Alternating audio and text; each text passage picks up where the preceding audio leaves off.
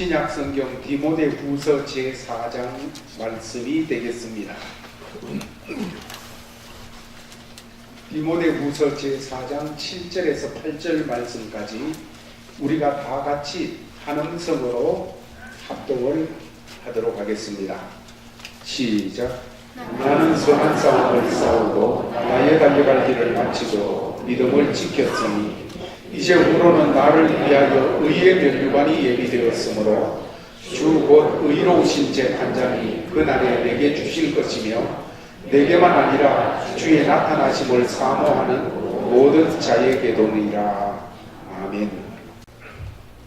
그렇습니다. 오늘 이렇게 그동안에 앞장서서 충성하신 분들 하나님 앞에서 교회에서 작은 표시를 하는 시간들을 가졌는데 이분들이 대단한 부분도 있었지만은 선하신 목자 되신 우리 주님께서 이 사랑하는 귀한 어르신들이 주를 섬길 때에 함께 해주셨기 때문에 오늘까지 나올 수가 있었음을 다시 한번 찬양을 통해서 고백하게 되어집니다.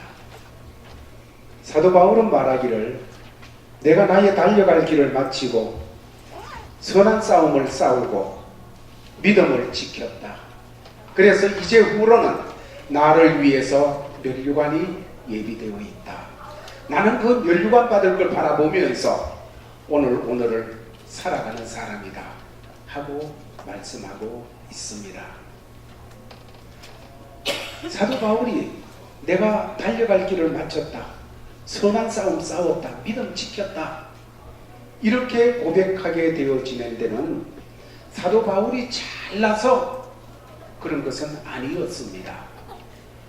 목자 되신 주님이 함께해 주셨기 때문에 그랬었습니다. 역사는 눈에 보이는 것은 사람이 앞에서 움직이는 것 같아도 보이지 않는 부분에 하나님께서 뒤에서 하나님의 손으로 움직이시고 방향을 트시고 역사하심이 많음을 우리는 히브리 민족의 역사를 성경이 말해주는 것을 통해서 그 주위에 있는 이집트라든지 페르시아라든지 아니면 참으로 바빌론이라든지 이런 여러 나라들을 통하여서 그들이 잘난 것 같고 그들의 지도자가 대단해서 그런 것 같지만은 성경이 보여주는 것은 하나님이 간섭하셔서 그 나라의 흥망성쇠가 역사되어졌다 하는 것을 말씀해 주심을 보게 되어집니다. 오늘 은퇴하신 이후에 이렇게 주를 계속 섬겨나가시는 어르신들의 삶에도 하나님께서 함께 하시면서 하나님께서 은혜를 베풀어 주셨고 때를 따라 도와주셔서 오늘에 이르기까지 주를 섬기며 예배드리는데 앞장서서 본을 보이는 이런 모습으로 서 있을 수 있다 하는 것을 생각하게 되어지는 것입니다. 몸된 교회가 36년 지나오는 동안에 이 교회의 역사 속에도 하나님의 함께 하시고 하나님이 역사의 이 교회의 주인으로서 주장하여 오셨음을 우리는 감사드릴 수밖에 없습니다. 하나님께서 이 교회의 주인으로 역사하셔서 이 교회를 이끌어 오실 때에 오늘 이렇게 은퇴하시고 하나님 앞에 같이 예배드리는 이 분들을 통하여 하나님이 쓰셔서 하나님이 주장하셔서 교회를 이끌어 오셨습니다. 때로는 포기하고 싶을 때도 있었을 줄 압니다.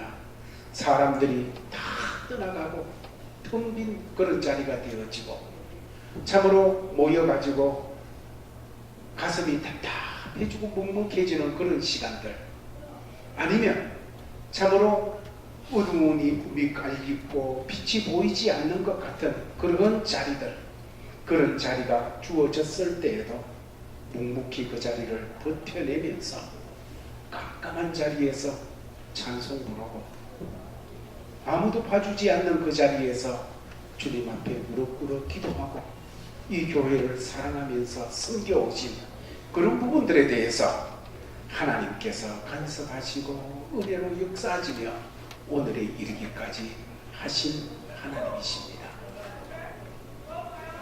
오늘 본문에 나타나고 있는 사도 바울도 그가 대단하고 잘나가지고 내가 달려갈 길 다 달려갔다, 선한 싸움 싸웠다, 믿음 내가 지켜냈다, 이렇게 얘기하는 것 아닙니다. 그의 삶에도 많은 어려움이 있었습니다. 그가 복음 전한다고 심한 박해를 받았습니다. 그의 표현을 빌리자면 너무너무 큰 어려움 속에 부닥치게 될 때 내가 살 소망까지 끊어졌다, 스스로 생각하기를 이번에는 꼭 죽는다, 이렇게 판단할 수밖에 없는 그런 입장에 처해진 때도 여러 번 있었습니다. 뿐만 아니라 그가 고백하고 있는 대로 마흔에 하나 가만매, 다시 말해서 큰 태장으로 39대를 때리는 겁니다.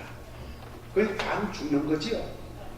이것이 5번이나 그는 그렇게 맞았습니다. 복음 전한다고. 뿐만 아니라 그 중동에는 지금도 남아있는 정말로 보기 싫은, 자기들로 생각해가지고는 이건 아니다 하는 이런 사람들을 향하여서 돌로 들어서 치는 그런 풍습이 지금도 남아있는데, 바울도 돌로 그냥 던져가지고 그래 그 자리에서 죽는 거예요. 그런 걸 여러 번 당했다 그랬습니다. 그래서 성경에 보면 돌로 던지다가 바울이 죽은 줄 알고 끌고서 성 밖으로 갖다 던져놓는 그런 장면이 나오는 걸 보게 되어집니다. 그런 고통도 받았습니다. 뿐만 아니라 감옥에도 갇혔습니다. 강도의 위험도 당했고, 강의 위험도 당했고, 굶주림도 당했고, 온갖 어려움을 겪었습니다. 그런 가운데도 내가 달려갈 길을 다 달려갔다, 믿음을 지켰다, 선한 싸움을 싸웠다 하는 것은 어쩌면 바울의 승리가 아니라 하나님의 승리입니다. 바울도 중간에 포기하고 싶을 때 많았을 줄 압니다. 바울도 모든 사람들이 교회에 떠나가고 덩그렇게 그냥 몇 명만 남아야 될 때 떠나가고 싶을 때도 있었을 거예요. 그러나 하나님이 지키게 했습니다. 하나님이 버티도록 했습니다. 하나님이 감당하도록 하셨어요. 그래서 사도 바울이 내가 달려갈 길을 달려가고 선한 싸움을 싸우고 믿음을 지켰다, 이거는 바울이 대단해서가 아니고 그의 결심과 다짐과 성질이 못지어서가 아니고 하나님의 승리, 하나님이 마침내 그렇게 할 수 있도록 붙들고 인도하시고 역사하셨다는 사실이지요. 오늘 이 피해를 받으신 분들도 똑같은 고백일 줄 압니다. 하나님의 그 은혜로. 그래서 이런 하나님의 은혜로 이끌림을 받아 하나님이 승리하신 그 승리에 동참하게 되어진 사도 바울의 고백, 달려갈 길을 마치고 믿음을 지키고 선한 싸움 싸웠으니 멸류관 바라보고 이제 하루하루 살아간다. 어떻게 이런 자리로 나갈 수 있었을까? 그러면 어떻게 하나님께 붙잡혀서 하나님의 승리에 동참하는 이런 사람으로 나갈 수가 있었을까? 한 3가지를 생각하면, 첫 번째로 그에게 있어서 완전히 그럴 수밖에 없도록 바뀌어지는 사건이 있었는데, 사건이 있었습니다. 그 사건은 다메섹 도상에 예수 만나는 사건이었습니다. 다메섹 도상에서 예수 만나기 전하고 예수 만난 후하고 그의 삶은 180도로 바뀌었습니다. 그의 인생을 정돈한다면 다메섹 도상 이전의 인생, 다메섹 도상 이후의 인생, 이렇게 나누어질 수 있을 정도로 큰 사건이었어요. 사도행전에 보면 이 사도 바울이 자기에 대해서 이런저런 얘기하는데 이 다메섹 도상의 이야기를 2번이나 합니다. 간증 형태로 2번이나 해요. 그곳에서 자기는 예수를 핍박해야 되고 예수 이름을 붙잡고 살아가는 사람들은 연병과 같아가지고 끊어버려야 될 사람들로 생각해가지고 다 죽여야 될 사람, 이 땅에서 몰아내고 없어져야 될 사람으로 알아서 죽이기 위해서 그들에게로 찾아가는 그 도상에서 예수를 만났습니다. 누구십니까? 네가 핍박하는 예수다. 살아계신 예수 만났어요. 부활하신 예수를 만났어요. 거기서 그는 꼬꾸라지게 되어집니다. 그렇게 핍박하고 그렇게 없애버려야 된다는 예수 이름, 바로 그분 앞에 그는 서게 되었고 그분 앞에서 꼬꾸라지는 그런 역사가 있게 되어졌지요. 그는 거듭나게 되었어요. 새로 태어났습니다. 그의 삶은 바로 이 사건 이전과 이후로 나누어지게 되는데, 이 사건, 다메섹 도상에서 예수 만난 사건 이전의 삶은, 그의 삶은 그가 표현하는 대로 나는 율법으로 흠이 없는 사람이었다. 율법으로 흠이 없는 사람이라는 것은 율법의 사람이라는 것입니다. 그는 율법의 사람이었어요. 여러분, 율법의 사람의 특징이 어떤 건지 압니까? 최선을 다해요. 열심히 해서 지켜내는 거예요. 열심히 해서 이뤄내는 거예요. 좋아요. 잘했어요. 그런데 그 마음이 어떻게 되는가 하면, 그렇게 하고 난 다음에 너는 왜 그래 못해? 나는 버텨내는데 너는 왜 못 버텨내? 나는 감당했는데 너는 왜 못 감당해? 감당 못하는 사람을 보면서 비판하고 정죄하고 심판하는 그런 마음이 되어지는 거예요. 사도 바울이 그랬어요.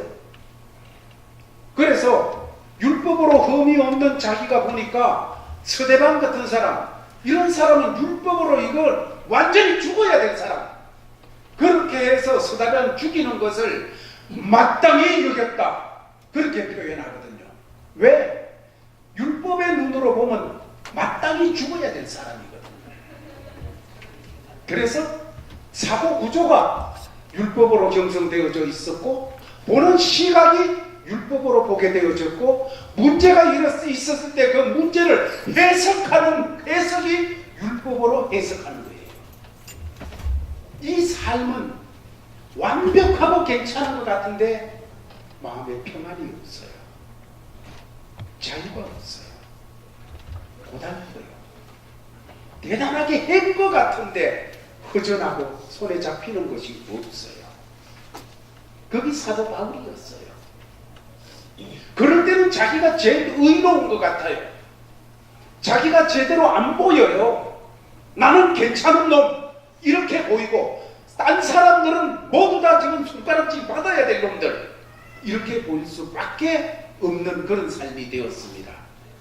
결국 그거는 자기를 모르는 것이었어요.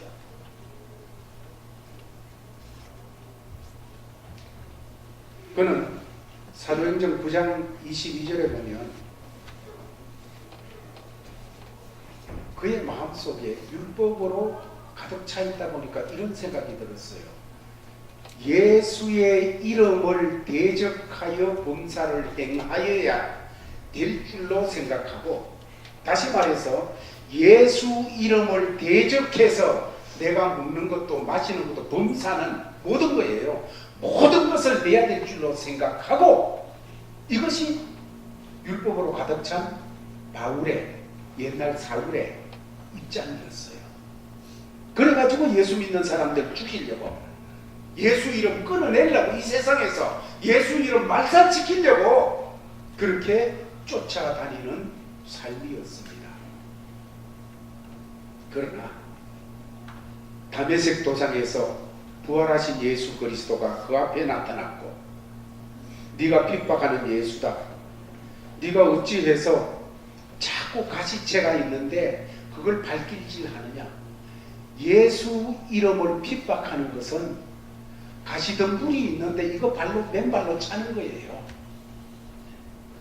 딴 데는 그냥 대항하고 차고 뭐 맺히고 해도 될 수 있겠지만, 가시덤불을 발로 차면 지만 손해지요.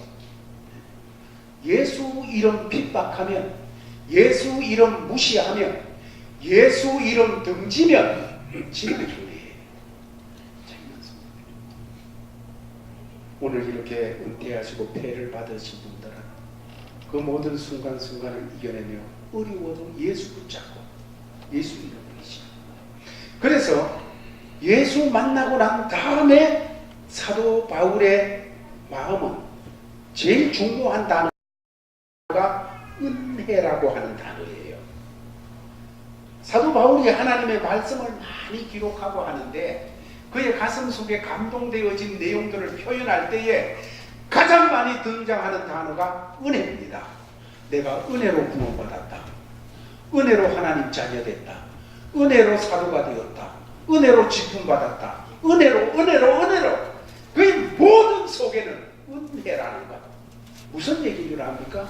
옛날에는 율법이라는 구조 속에서 내가 형성되어졌어요. 마음이 형성되어졌어요. 그래서 문제가 오면 해석을 할 때 율법으로 해석을 해요. 그런데 이제는 어떤 문제를 보더라도 은혜로 해석해요. 은혜의 원리로. 은혜의 시각에서 보게 되어져요.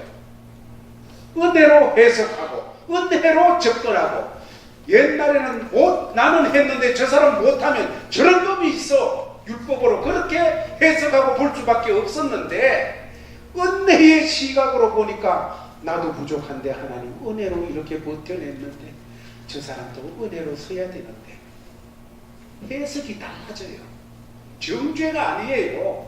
심판이 아니에요.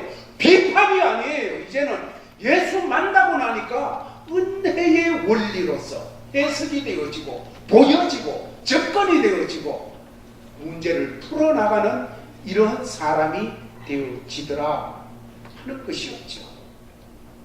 더 나가서 은혜를 받고 그렇게 되고 나니까 옛날에는 전부 다 내가 중심이었어요. 하나님을 섬겨도 율법으로 할 때 내가 중심이었어요. 내가 해야지, 내가 이뤄야지. 내가 중심이었는데 은혜를 깨닫고 예수를 만나고 난 다음에는 그는 나라는 이 자라는 것은 이건 깨져야 된다구나. 나라는 것이 살아서 역사하면 오히려 방해가 되는구나. 그렇게 해서 내가 깨어져야지. 대신에 예수님이 이 입장에서 사셔야지.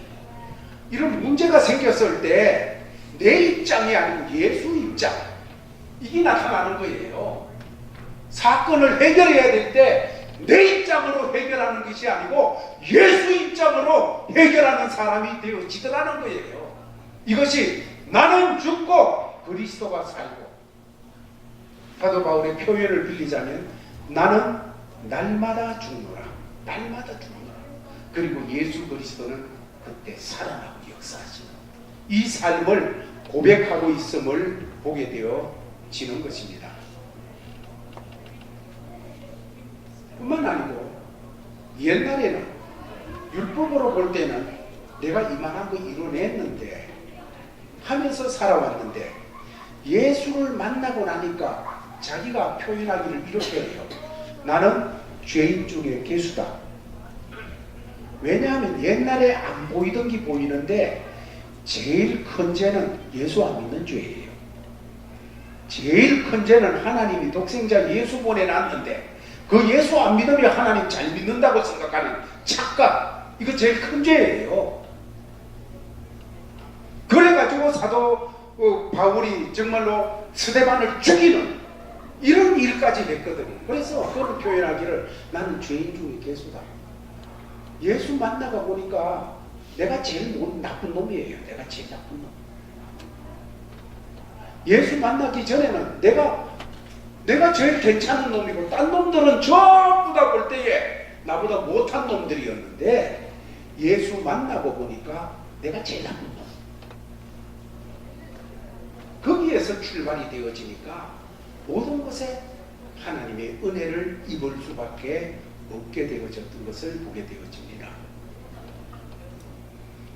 두 번째로 사도 바울이 정말로 이런 하나님의 은혜를 덧입고 이런 고백을 하는 자리로 나온 것은 첫 번째로 예수 만난 사건이 있었기 때문에 오늘날에도 마찬가지입니다. 우리의 신앙이 살았고 은혜 가운데 펄펄 살아있는 신앙이 되려면 한 번 예수 만난 사건으로 되지 않습니다. 그 사건을 그대로 나의 역사에 BC와 AD로 나누어지는 역사가 있고 매일매일 살아가면서 예수 만나는 사건이 많이 있어야 됩니다. 왜 우리 신앙이 세월이 흐를수록 신앙이 그냥 하나의 화석처럼 되어져 버리느냐? 마치 벽화처럼 되어가지고 살아있지 못한 생물이 안 된 그런 우리 신앙이 되어지느냐? 이거는요, 우리 생활 속에 예수님을 만나서 예수님과 함께 일어난 사건이 없기 때문이에요. 어떤 문제가 있을 때 기도하고, 어떤 문제가 있을 때 찬송하고, 어떤 문제가 있을 때 주님의 도움을 받고 무릎을 꿇어서 그 일을 예수님과 함께 해결한 사건, 내 뜻대로 하고 싶은데 주님 앞에 무릎 꿇므로 말미암아 주의 은혜를 받은 사건, 예수로 말미암은 이런 사건들이 매일매일 있어야 되는 거예요.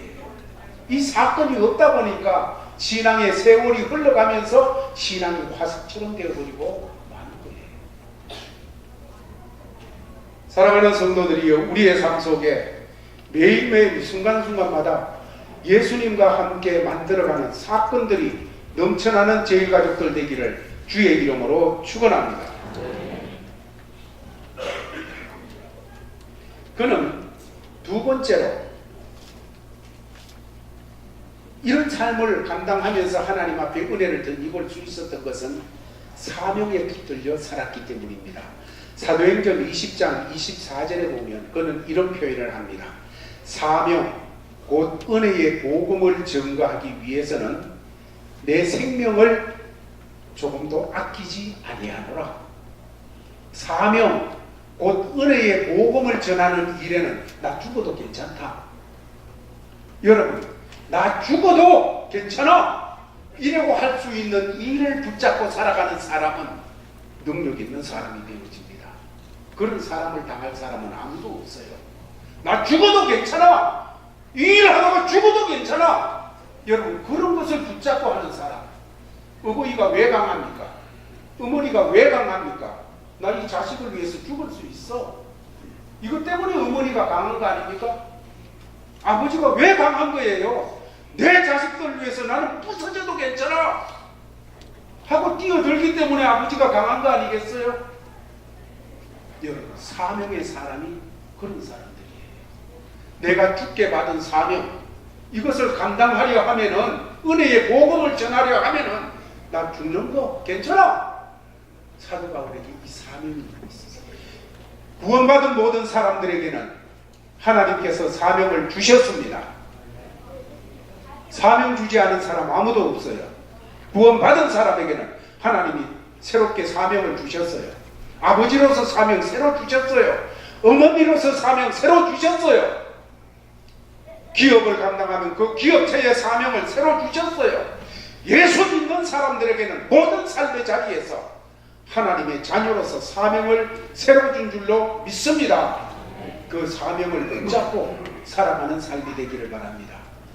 참으로 한인물 하셨고 한건강하셨던 우리 박하자 권사님, 처녀 때 엄청 예뻤대요. 근데 지금은 파키슨 병 때문에 참으로 몸 하나 갖추기도 힘들잖아요. 어떨 때는 힘이 빠져있고 그래요. 그래서 제가 가서 신방을 하고 할 때면 권사님 사명을 주셨습니다. 이런 몸 가지고도 할 수 있는 게 있습니다. 교회 위해서 기도하시고 참으로 사역자 위해서 기도하시고 그 사명 감당하세요 하면 권사님 아멘 하면서 누구보다도 교회 위해서 많이 기도해요. 다른 데 나갈 데도 없고 하니까 주야장차 그냥 기도하시고 주의 종들을 위해서 기도하시고 여러분, 사명 감당하는 그 삶은 달려갈 길을 마치고 믿음을 지키고 선한 싸움을 싸우는 삶으로 나갈 수가 있도록 하나님의 은혜를 덧입게 되어집니다. 마지막으로 사도 바울에게 있어서 또 이런 삶으로 나가게 한 것은, 사도 바울 잘난 사람이지만 그 잘난 사람 가지고 혼자 되는 것이 아니었습니다. 이 사도 바울 주위에 좋은 사람이 많았어요. 친구들이, 동력자들이 많았다는 거예요. 가령 오늘 본문을 말씀을 받고 있는 8절까지 9절부터는 그 사람들의 이름을 기록하고 있는데, 디모데 같은 사람, 디모데 같은 사람은 믿음의 아들이라 그랬어요. 참으로 복음 안에서 낳은 아들이라고 그랬어요. 여러분, 아들은 자식인데 우리 부모된 분들 자식 보게 될 때는 어떻습니까? 자식 보게 될 때는 야, 나의 자신을 돌아보기도 하고 회개하기도 하고 반성하기도 하고, 아니면 자식을 보면서 위로를 받기도 하고 기쁨을 가지기도 하고 격려를 받기도 하며, 이렇게 살아서는 안 되는데 정신 차리기도 하고. 여러분, 자식 보면서 그렇잖아요. 제 생각에 아마 사도 바울도 연약해질 때도 있고 약할 때도 있었는데, 믿음의 아들인 디모데를 보면서 보람을 느끼기도 하고, 큰 믿음의 아들인 디모데를 보면서 내가 이래서 안 되지 정신 차리기도 하고. 그래서 함께 있는 디모데, 그가 참으로 믿음의 동력자였습니다. 또 하나는 누가라는 사람이 있어요. 사도 바울이 감옥에서, 로마 감옥에서 고통을 당하는데 끝까지 바울을 지킨 사람이 누가라는 사람입니다. 우리가 아는 대로 누가는 의사예요. 의사. 사도 바울은 의사 없으면 안 되는 사람이에요. 왜냐하면 그가 너무 몸이 아픈 데가 있어가지고 하나님 앞에 기도를 했잖아요. 그것도 한 번이 아니고 간절하게 하나님 앞에 기도해요. 그럴 때 하나님 말씀을 하시기를 네 은혜가 내게 족하다, 됐다, 그만해라, 감당하고 살아라. 하나님 말씀을 주신 거예요. 그래서 그 몸 가지고 그냥 살아가는 거예요. 얼마나 불편하겠어요. 요즘 모양으로 그냥 뭐 곳곳마다 병원이 생겨진 그런 것도 아니고. 그런데 의사 누가가 늘 같이 다니면서 그 몸을 챙겨주는 거예요.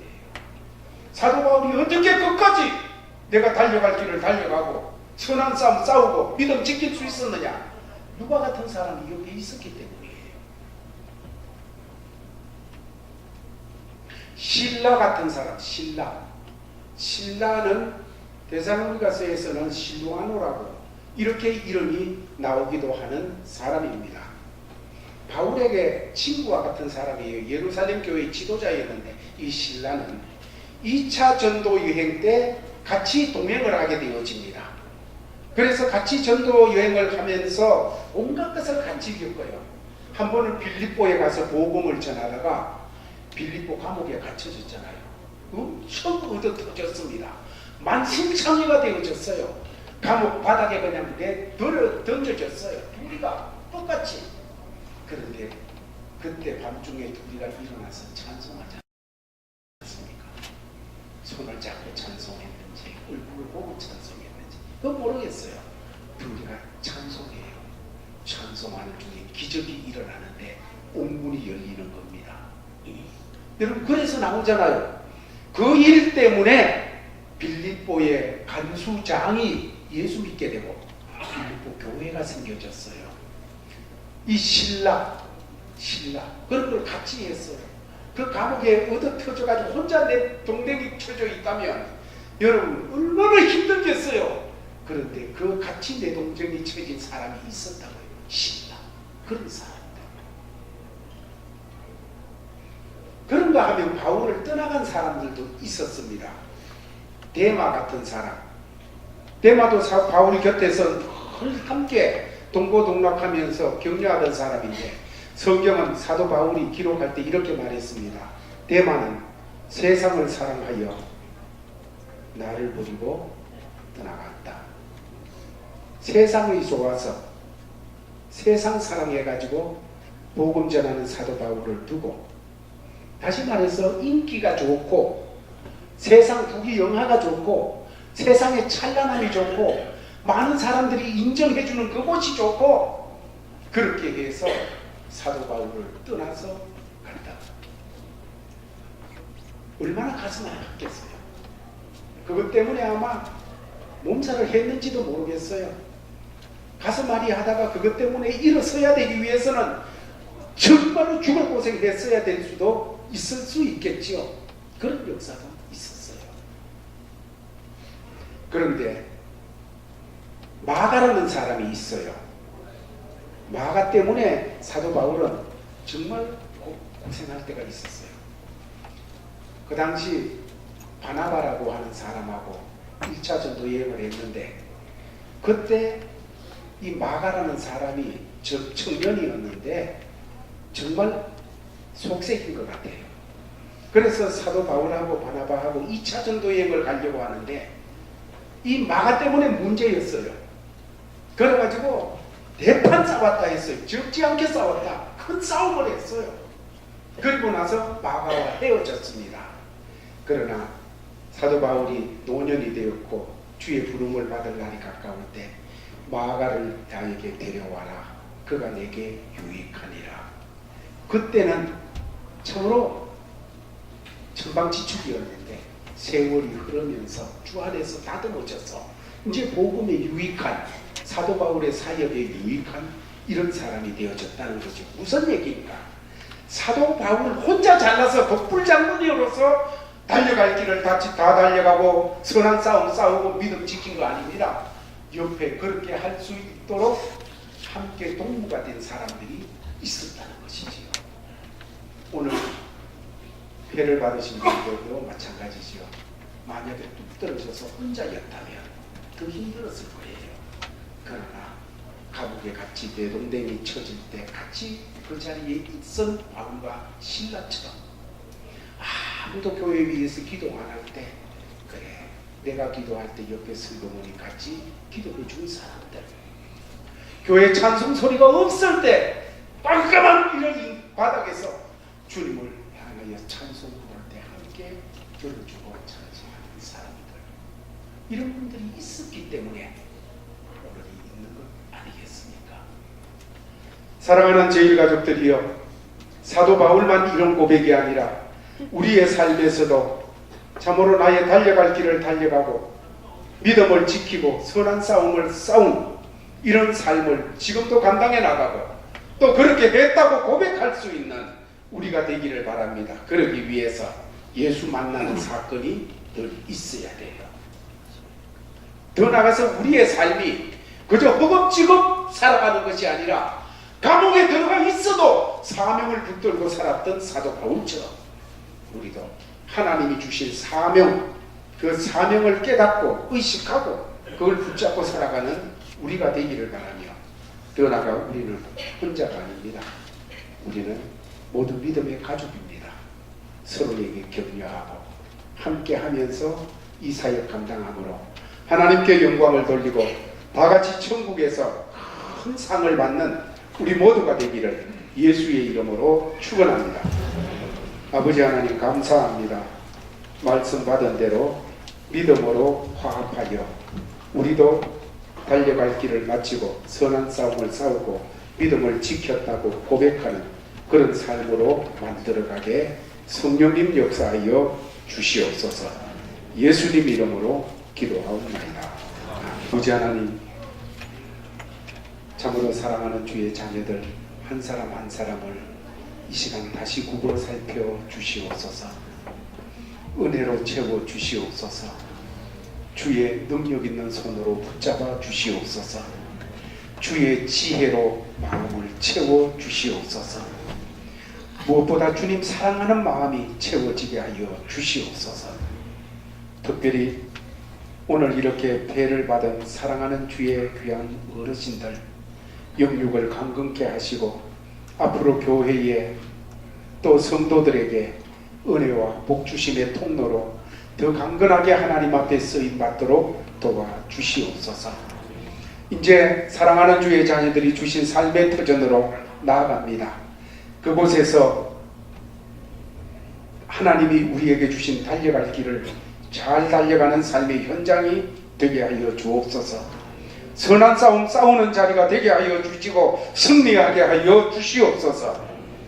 아버지, 어떤 유혹과 역사 앞에도 믿음을 지키는 자리를 만들어가는 하나님의 사람들이 되도록 하나님의 승리에 동참하는 믿음의 사람들 되게 하여 주시옵소서. 이런 자세로 주신 삶의 자리로 나가는 모든 믿음의 권속들에게 주 예수 그리스도의 크신 은혜와 하나님 아버지의 사랑과 성령의 교통하심이 항상 함께 있을지어다.